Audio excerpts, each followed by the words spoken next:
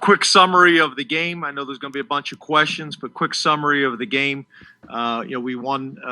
We did not win the turnover battle, which continues to be an issue for us, and we did not win the explosive play battle. The two most important stats in any football game, and we weren't able to win those two categories. And to me, that was the difference in the game.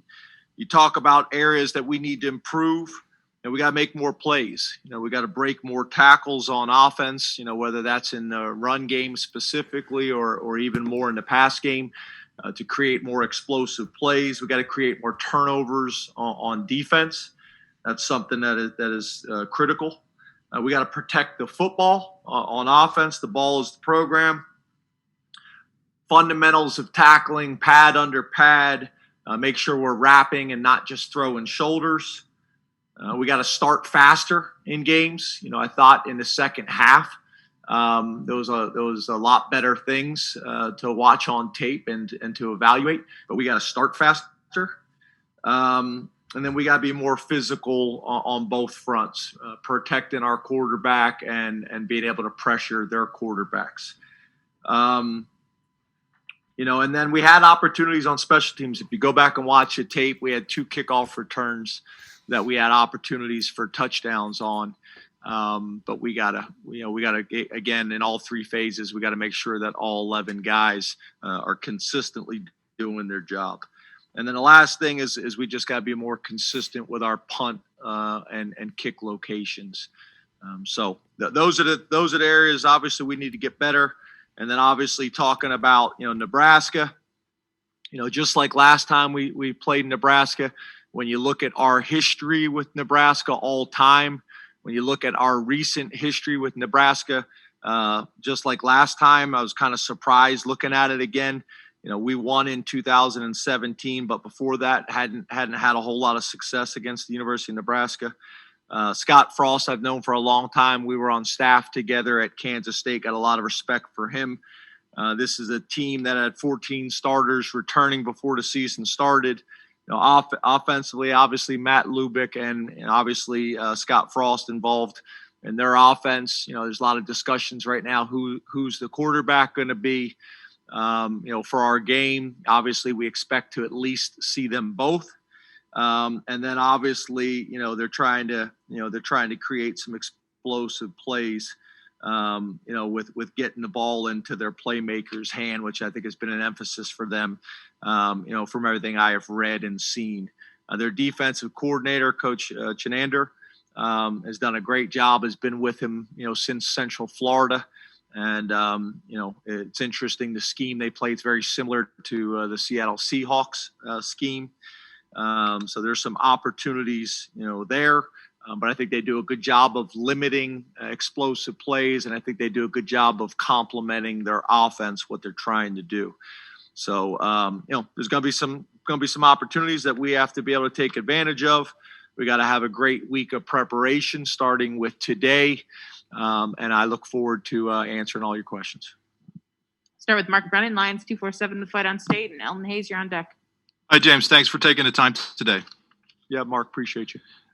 After the game and even today, your players have talked a lot about things like accountability and focus and attention to detail. What do you think when you hear them talking about that, and how much of your issues are maybe not the tackling and everything else that you're talking about, but maybe some of the things that they were touching on? Well, Mark, I think first of all, let me say this. I understand, that there's going to be tough questions throughout this entire press conference, and they're fair. They're all fair questions. One of the things that I think is really important is how I answer these questions. I'm a lead with love guy. I always have been, and obviously, when you're having success like we've been able to have, that's easy to do. But right now we're being tested, and I think to your point, Mark, it's all of it. A lot of the things that I just talked about, those things show up after wins, and they need to get corrected. A lot of the things that the players are talking about, they show up during the week before wins. But there's still issues that need to get corrected. And obviously the losses magnify those things, especially when the margin of error is really small and you've lost some games that you should have won, quite frankly. So I think it's all of it, Mark. It's not one thing, it's all of it. And I think the fine line for me as the head coach is I never want to be a guy that comes up here and feels like, I'm making excuses. I never want to do that with the media. I never want to do that with the fans. I never want to do that with the administration, the boosters, the letterman, anybody. Ultimately, we're responsible for what we put out there on the field and everything that comes with that. And I'm responsible. But I think your point is a good one. It's not one thing, Mark. It's all of those things. If it was one thing and I could put my finger on it, then it would be an easy solution and you wouldn't see this pop up in college football across the country. You wouldn't see this pop up in the NFL if there were easy solutions. It's complicated and it's layered. So we're just gonna, again, I'm gonna lead with love. I think it's very careful. You have to be very careful in times like this because you guys ask fair, tough questions, but how I respond to those questions, I want to make sure aren't divisive, for our team and for our coaching staff. And I'm just going to continue to lead how I've always led, and that's with love. So fair question, Mark, but I hope that answered it. Elton Hayes, CNHI, Pennsylvania. Corey Geiger, you're on deck. Hey, Coach, hope you're doing well this afternoon. Hey, Coach, through three games this year, Sean Clifford has team high 52 carries. I know last year, heading into the later part of the season, he was a little banged up, missed the regular season finale. How important is it to kind of develop the running game outside of him as to preserve his body from taking those hits and, just, I guess, protecting his longevity? Yeah, all fair. I think the first thing I'd say is I think the number's a little bit skewed because a lot of those runs are scrambles or pressures or things like that. So it's worked out that way. But you're right. At the end of the day, the numbers are the numbers. But yeah, I think with Kirk and what I know he wants to do and what I've seen him do is it starts with the run game.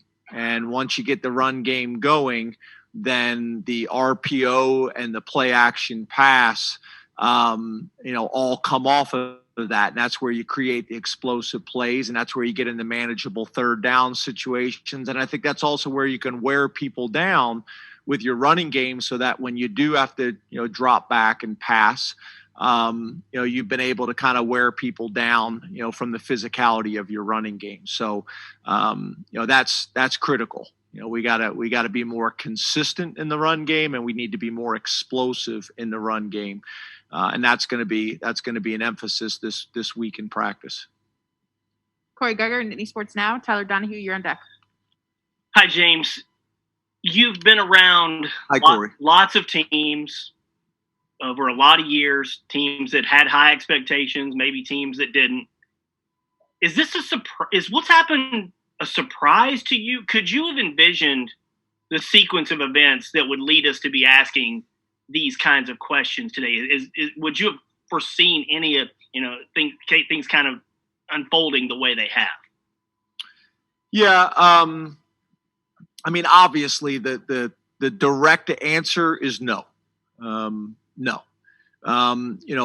But again, there's always this fine line when I'm responding to you guys. Again, from what I said earlier, I don't want it to be misinterpreted what I'm saying. But there's been a lot of factors in 2020, a lot of factors, and if you're not careful, then a lot of those factors can become distractions. And I think we have done a really good job of handling a lot of the things away from football, but there was a lot of time and energy spent on those things.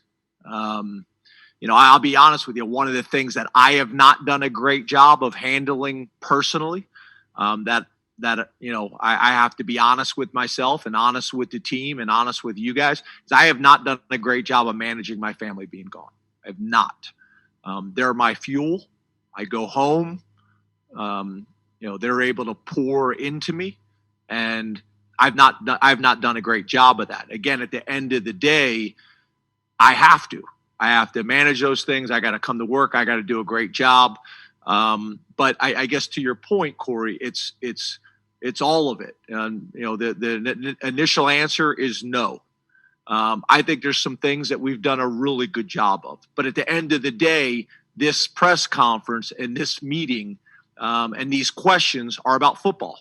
And right now, we have not played winning football, and I get it.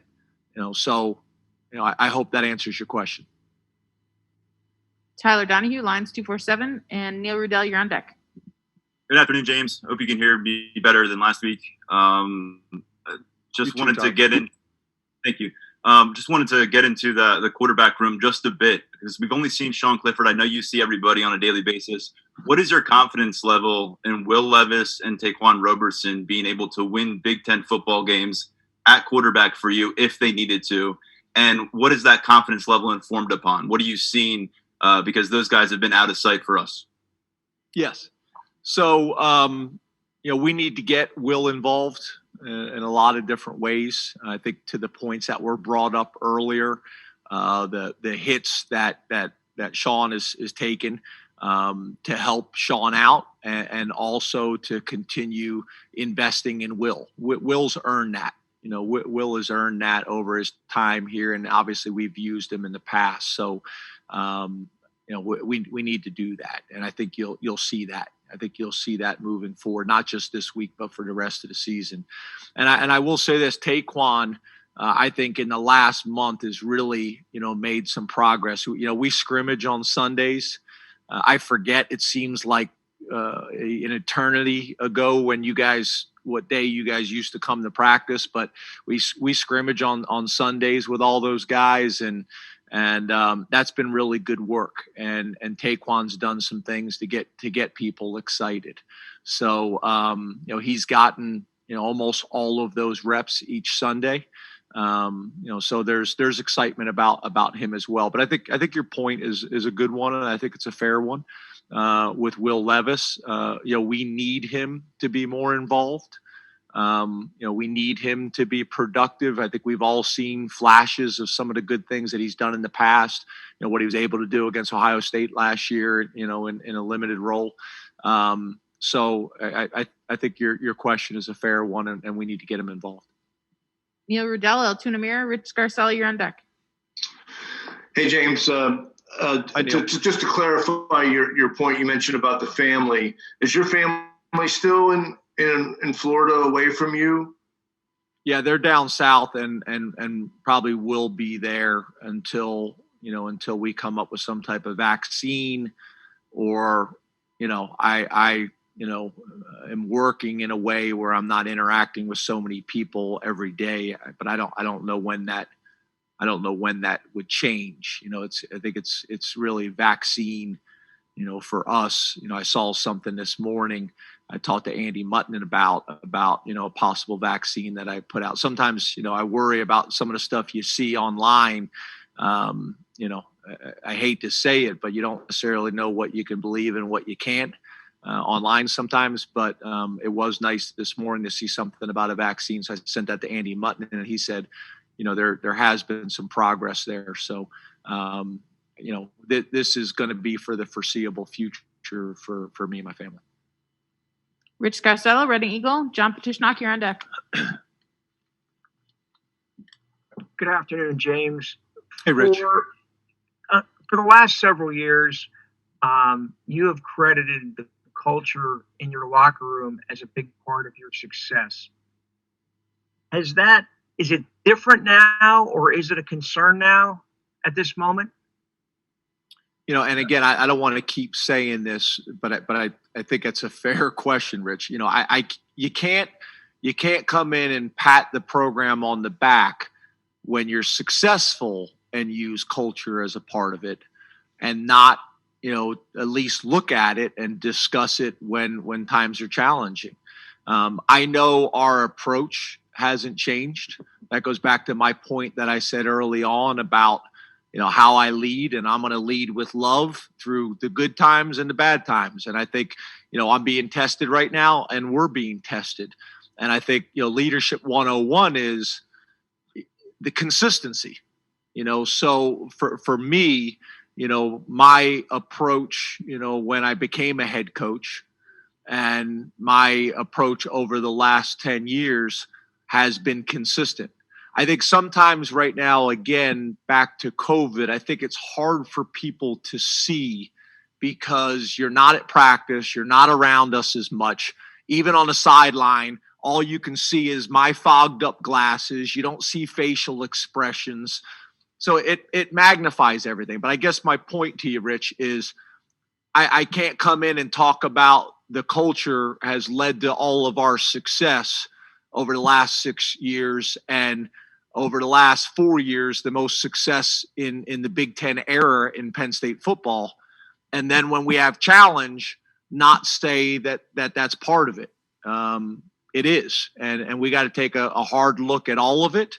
But our approach, Rich, and my approach has not changed. The one thing that I, admitted publicly to you guys here just recently is the one thing that I know I've struggled with and haven't done a good enough job managing. John Petishnock, the football letter. Joe Giuliano, you're on deck. Hey, good afternoon, James. Thanks for your time today. You too. Hey, talking about something else. Before you jumped on the call, Nacho introed a clip, and we saw a clip featuring Adam Taliaferro that's going to air tonight about his story. I just wanted to ask, what does Adam mean to the program, and how much have you gotten to know Adam over the years? I actually, as you guys know, I'm an emotional guy. So actually, Michael Hazel and Nacho sent that to me last week before it was kind of public, I guess. I got the kind of the hot peek at it. And got emotional watching it, and called Adam, and Adam hadn't seen it yet. And I just told him, I said, you're going to love this thing. It is powerful. So, I would recommend all the Penn State fans that are angry and frustrated right now, watch that, because it'll be a good distraction for an hour. But I'm a huge Adam fan. I think Adam represents everything that Penn State is all about. It was interesting. The other thing that kind of hit home with me watching that, is the challenges that team had and that season was, and the timing of it all. So I had a really good conversation with Adam. He's been phenomenal, not only at his time as an undergraduate student here, and how the Penn State community rallied around him and behind him. Is special. And I know, at a point, Adam was on the board here, the board of trust. He's very successful back in New Jersey. I've gotten to know Adam very well. He has spoken to our team on multiple occasions. I'm a big Adam fan, and we couldn't be more proud of him. And I think everybody's going to love the show. And I strongly recommend, again, everybody take an hour and watch that, and get away from your frustrations with other things right now. Joe Giuliano, Philadelphia Inquirer. Mike Gross, you're on deck. Hello, James. Hey, Joe. I wanted to ask about your running game. Why does it continue to struggle? And do you see any new starters coming in on the offensive line this week? And how big will the competition be at that position? And again, I don't want to be repetitive, Joe, but again, the fine line that I always struggle with, you guys, is how do I answer the questions and never come off like I'm making excuses. I never want to do that. I want to take ownership. But stating some facts, when you lose, Journey Brown before the season starts, and obviously that hasn't been decided yet how that's all going to play out. But losing him, and then the first drive of the opening game, we lose Noah Kane. So for me to say that that doesn't have a factor in this. It does.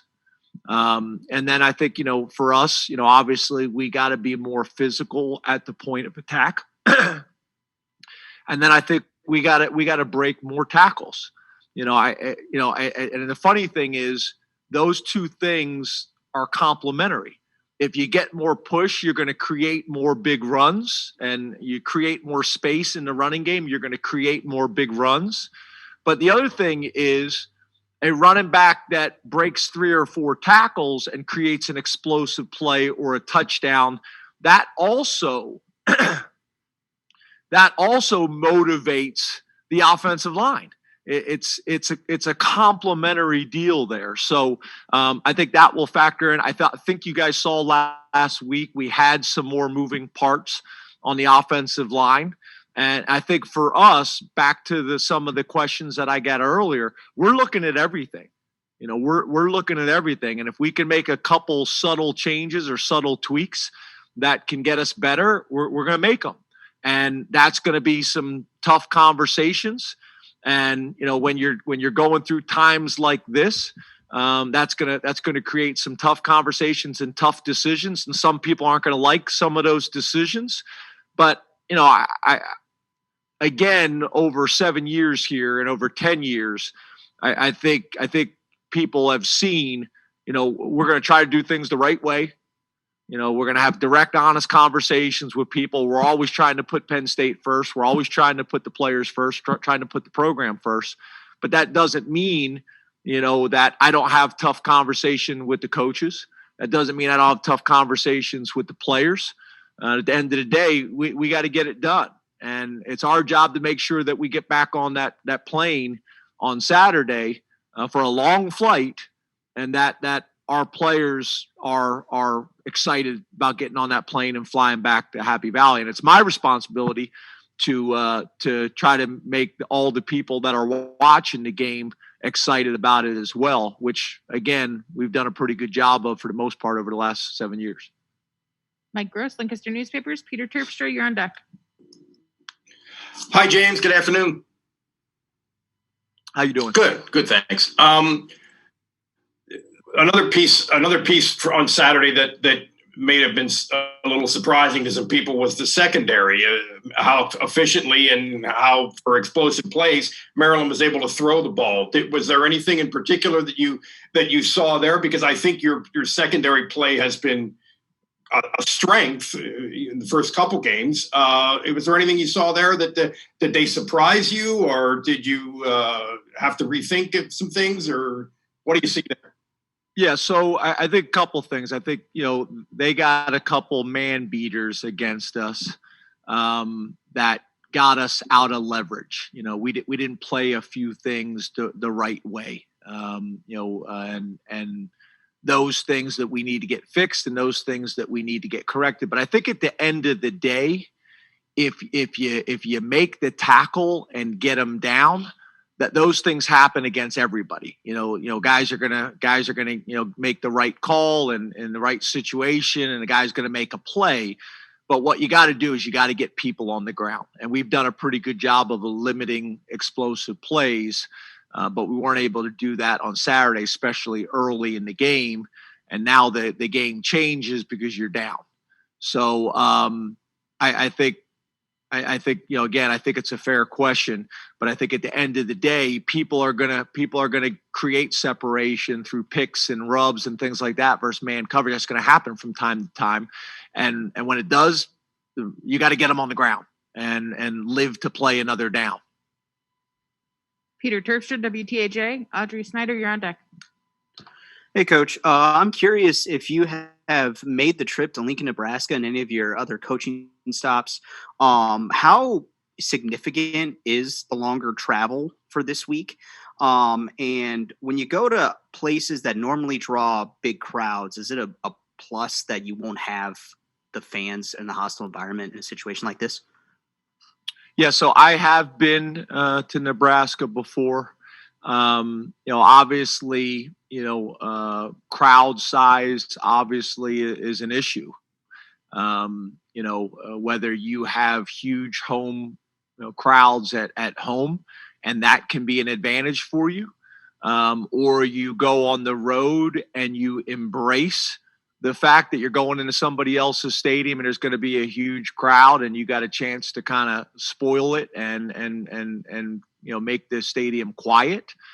Or you have the situation of teams that don't play in front of big crowds, and they're used to this. It's all of that. All those things kind of factor in. But I have been to Nebraska before. I have played, in that stadium, or coached in that stadium before. I didn't play, but coached in that stadium before.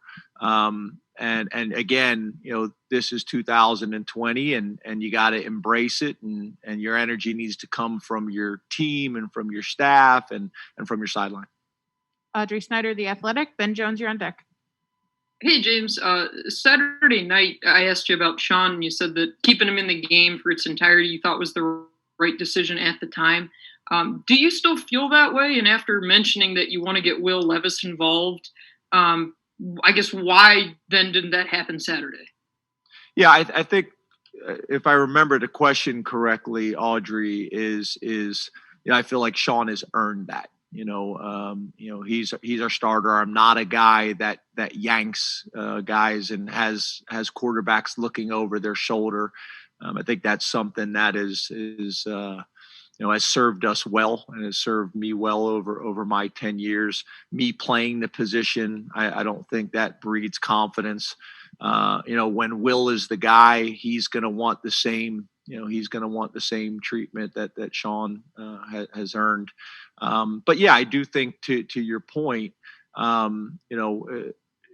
mixing Will in, we've done that earlier in the season. We've done that, in last season, and have used him in some packages, and maybe taken some hits off of Sean. And I think, to be honest with you, there's an aspect where you put him in the game and they're not expecting it, but Will can chuck it. So I think a lot of times when you put that other quarterback in the game, everybody just assumes it's going to be a quarterback run. But putting that guy in the game and then be willing to take a shot down the field, Will has the ability to do that. So, mixing him in to protect Sean, to keep Sean healthy, and also to get Will some reps and some experience, I think it's the right thing to do. And to your point, Audrey, yeah, we could have mixed that in last week as well. We probably need to be doing that every game and moving forward. Ben Jones, StateCollege.com. Greg Pickle, you're on deck. James, you hear me okay this week? Yes, Ben. All right. Thank you, buddy. Knowing that the vaccine is probably not going to be here for a while, at least in mass, how do you plan on navigating through the family stuff? Because, frankly, there have been coaches in this conference that have left coaching because they haven't been able to spend time with their family. How do you kind of get through, maybe another year of doing this and not losing, yourself along the way? Yeah, to be honest with you, Ben, I wish I had the answer for you. I don't know. Me and my wife had a really good talk the other night, which was great for me, because I've been trying to kind of insulate her from it, and feeling like if I kind of went to her with it, that I would be putting that on her plate and my family's plate. But I'm not the best actor, so it really wasn't working anyway. So we had a really good conversation that helped me. Came in and addressed it with the staff, and I've addressed it with the team. But if I felt like I had that answer, Ben, I would tell you, but we're still working through it every day. And I think the hard part, no different than before when COVID had shut football down and we didn't really know what the future held. That's a tough spot to be in. At least if you say, okay, on this date, this is going to happen, and you just kind of plan and you come up with a plan to work towards that date, that's helpful. But, with not knowing that, it's hard to say. Fortunately for us, we got some great people that my wife can rely on medically, specifically to sickle cell.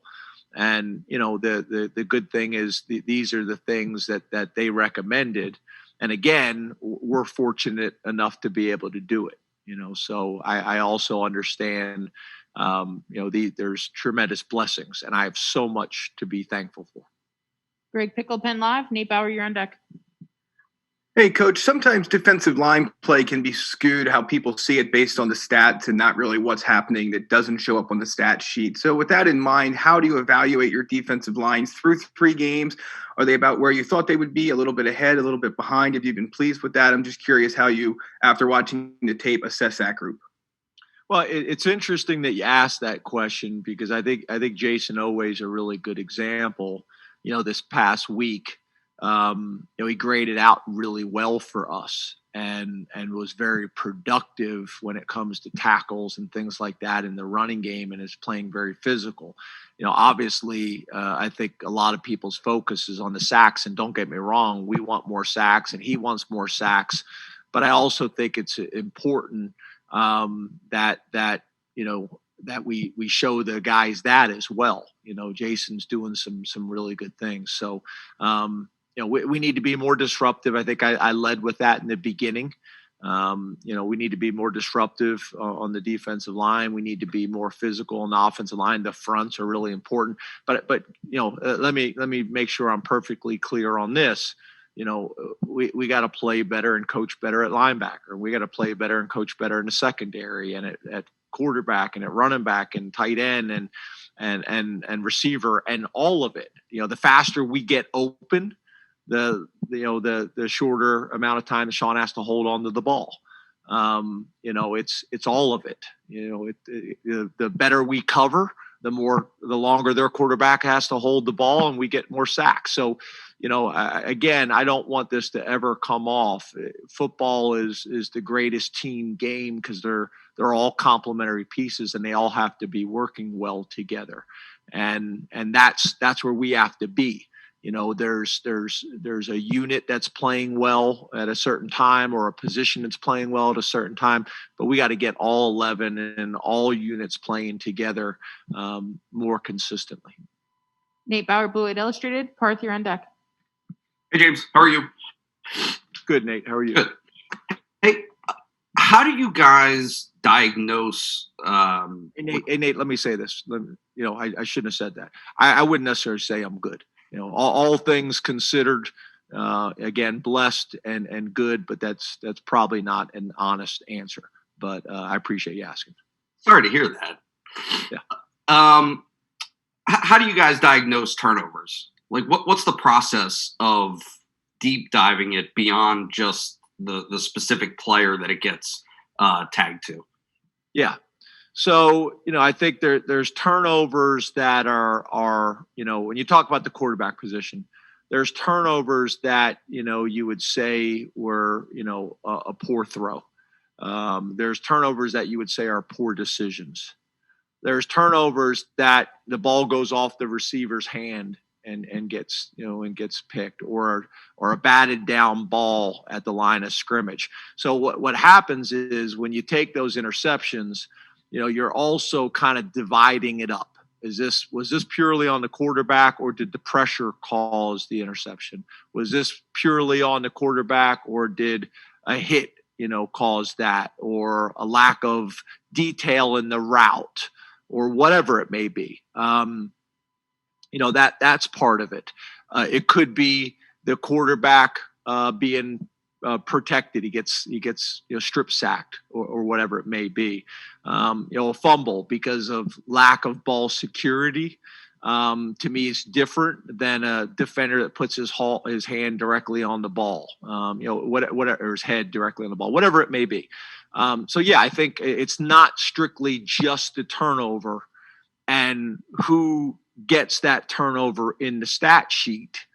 It's okay. Let's make sure that we truly understand the scheme. Let's make sure we truly understand what's being asked, and where does the fault lie?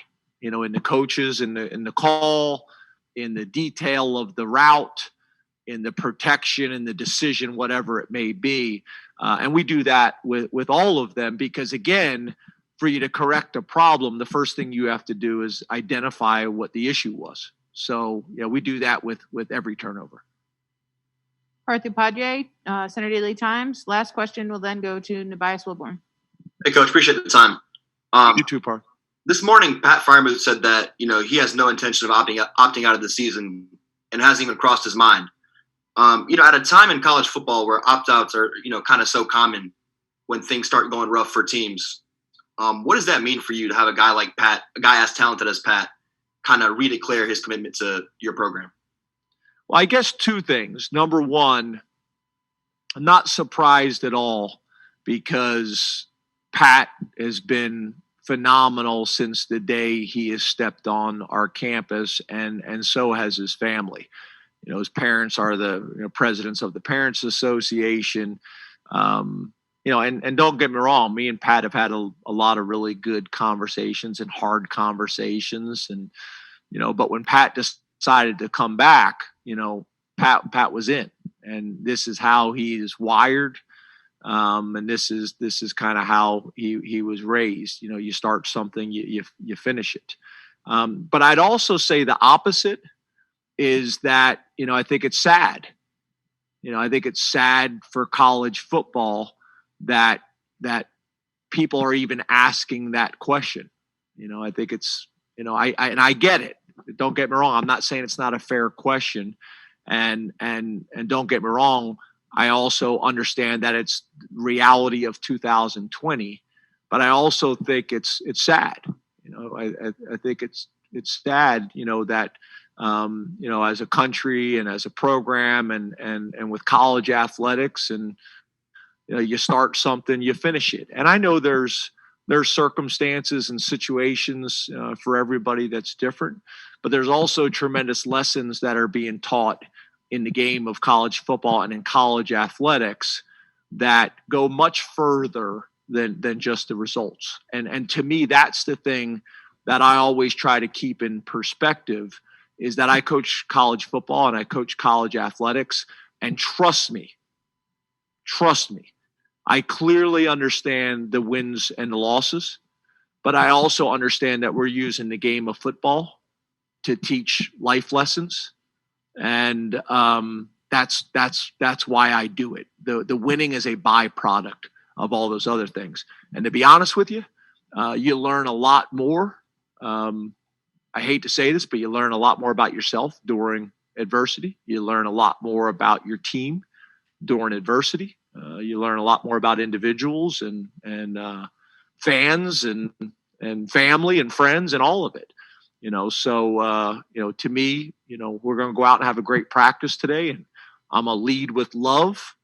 I'm going to answer your guys' questions as direct and as truthful as I possibly can, but I'm not going to point blame. I'm not going to be divisive, and I'm going to continue to love this staff and love Penn State and love these players. And that's how we're going to get it fixed, because that's how we build it. That's how we build it in the first place. Last question, Janu Bias-Wilborn, Pittsburgh Post-Gazette. Well, Coach, I'm going to get you out of here, the chance to get you to show a little bit of love. Obviously, Saturday was a tough day for you, but how did it feel when you did get to talk to your daughters about Kamala Harris being the first African-American woman vice president and what that means to them growing up and so on? Yep. I try to, I obviously have very strong opinions and thoughts, but I try to stay out of politics publicly as much as I can. This year, I think you guys know, and you saw specifically, Tobias, we were very active in getting people to be involved in the process. I think that's part of our responsibility as educators to do that. I will tell you this, whenever we did that, there was tremendous backlash from people. I'm not necessarily sure why. To me, I think everybody should vote in our country. I think everybody has a responsibility to do that. Again, never telling anybody who to vote for or what they should vote or what they should believe, but they should be active in the process. But I know for my family specifically, and for my daughters, obviously, my wife is Nigerian, having biracial children, and people that identify with being Black, and Black females, and to see that my daughters now have an example that they can look to the White House and to see someone that looks like them in one of the most prestigious, powerful jobs in the world is pretty cool. And someone deserving of the opportunity and deserving of the job. Hopefully in their lifetime, there's somebody that's qualified to sit in that other seat, that looks like them as well.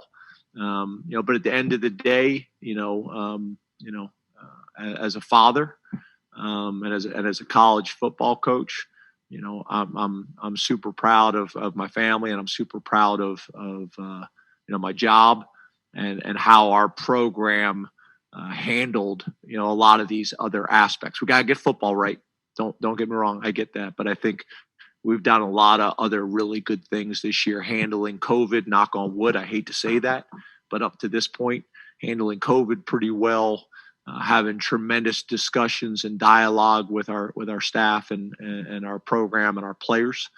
And for me, I'm fortunate. My daughters have 120, unbelievable role models. From that standpoint, I think it was a tremendous moment, for our country.